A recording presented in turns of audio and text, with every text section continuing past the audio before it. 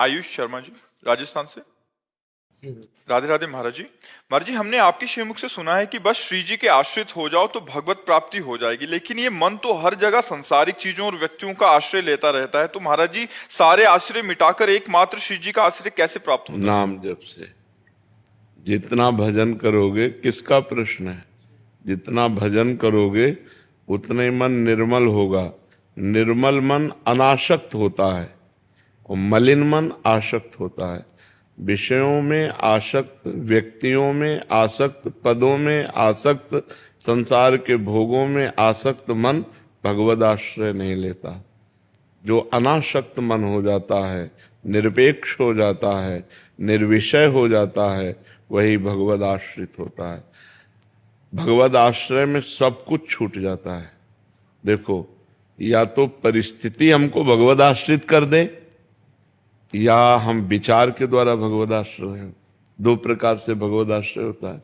जैसे गजेंद्र की परिस्थिति हो गई कि अब कोई अन्य आश्रय बचा ही नहीं, 1000 वर्ष तक वो लड़ता रहा, उसके हाथी हाथिनियां उसका संग देते रहे। फिर जब देखा हाथी हाथिनियों ने कि ये तो छोड़ ही नहीं रहा ग्राह, तो गज को ही छोड़ के चले गए। अब अकेला, बहुत काल का थका हुआ, जलचर जीव बलवान हो जाता, वो तो उसका घर है ग्राह का। अब वो बलवान ग्राह जब गजेंद्र को खींचा, पूरा चला गया, बस सूंड थोड़ी बची। अब उसको लगा कि अब अगले झटके में हम मर जाएंगे। परिस्थिति, सब आश्रय छोड़कर भगवान को हरि शरणम। उसी समय भगवान सुदर्शन चक्र के द्वारा ग्राह का उद्धार करके गजेंद्र को छुड़ा दिया। द्रौपदी जी जब सब आश्रय लेके देख लिया, पहले पांडवों का आश्रय, फिर सभा का आश्रय, फिर भुजा का आश्रय, फिर दांत का आश्रय, जब देखा वे एक ही झटके में दांत से साड़ी छूट जाएगी, पुकारा हे द्वारिकाधीश। तो भगवान गोविंद उसी समय वस्त्र रूप में। तो या तो हमारे जीवन में भगवान ऐसी परिस्थिति पैदा कर दे, जैसे हम बचपन से भगवान के आश्रित थे, हैं, रहेंगे।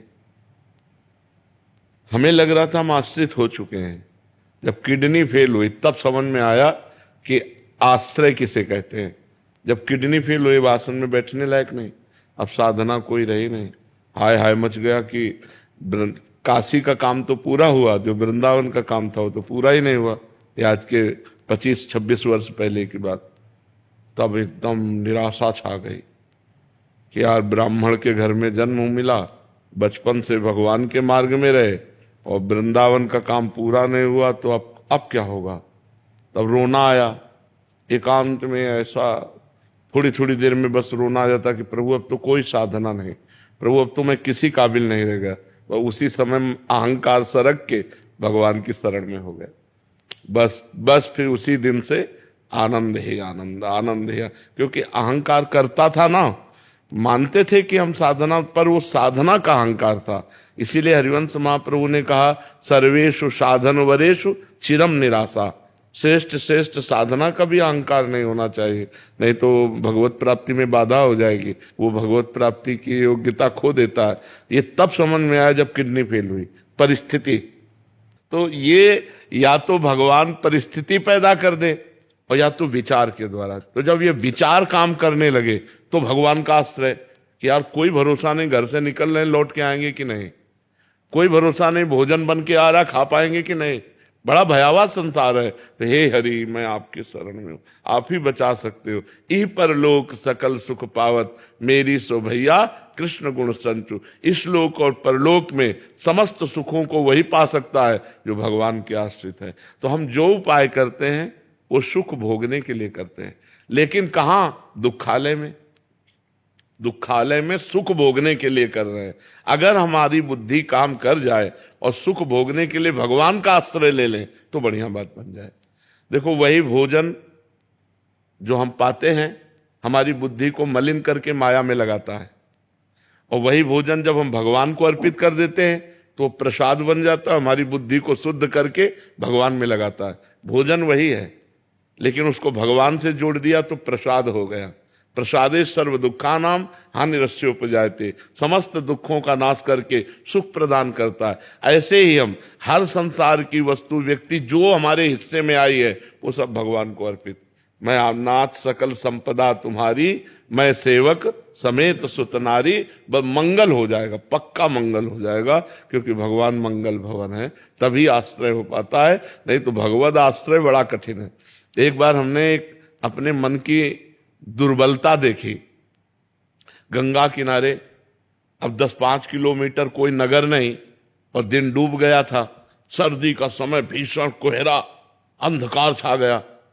अब जी घबराया कि कोई मंदिर या कोई गांव का आश्रम कुछ तो नजदीक होना चाहिए। अब ऐसे सियारे खा जाएंगे, जो गंगा किनारे लाश खाने वाले कुत्ते और सियार होते हैं, जिंदा आदमी को खा जाएंगे रात में पा जाए तो हाँ, मांसाहारी होते हैं वो, तो मनुष्य के चीत के पाते हैं। अब एक मन में घबराहट सी पैदा हुई, मन की दुर्बलता। थोड़ी दूर में एक प्रकाश दिखाई दिया, जैसे कोई बारी खेत लगाने वाले अपना कुछ ऐसा, तो मुझे विश्वास हुआ कि कोई है। तब बड़ा अंदर खेद आया कि यार वो आदमी हमारी रक्षा करे कि ना करे, वो दूर प्रकाश दिखाई दे रहा तो विश्वास हो गया कोई है, हिम्मत आ गई। लेकिन भगवान मेरे साथ है, मुझे इस बात का विश्वास क्यों नहीं? बड़ी ग्लानि हुई कि यार कितना गंदा मन है कि अब भी वो भगवान का आश्रय नहीं ले रहा, अब भी भगवान का भरोसा नहीं कर रहा। दूर व्यक्ति दिखाई दिया तो विश्वास हो गया, तो डर खत्म होने लगा कि कोई तो है। अब वो हमारा पक्ष ले कि ना ले, वो आदमी है क्या नहीं, लेकिन भगवान तो हमारे साथ हैं, उनकी हम शरण में हैं, उनके हम लिए जीवन अर्पित है, फिर मुझे क्यों विश्वास? ये है माया। तो भगवान की कृपा से ही भगवान का आश्रय होता है, भगवान की कृपा से ही भगवान में विश्वास होता है, भगवान की कृपा से ही भगवान का भजन होता है। इसलिए भगवान के आश्रित होकर भगवान से एक ही बात मांगे कि आपका भजन मिल जाए। बस भजन मिल गया तो सब कुछ मिल जाएगा, और भजन नहीं तो कुछ नहीं। मकान, दुकान, स्त्री, पुत्र, परिवार सब यही, शरीर सब खत्म।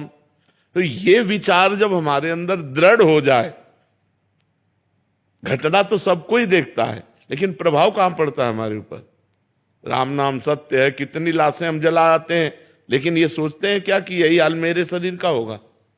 अगर ये सोच ले तो घबराहट पैदा हो जाए, और घबराहट पैदा हो जाए तो भगवान की शरण हो जाए कि राम नाम सत्य है, भगवान का नाम ही सत्य है। अब तो भगवान का नाम जप करेंगे, भगवान के लिए कार्य करेंगे, अब कोई पाप नहीं करेंगे। लेकिन मनुष्य इतना बावरा है कि दूसरे को फूंक के आता है।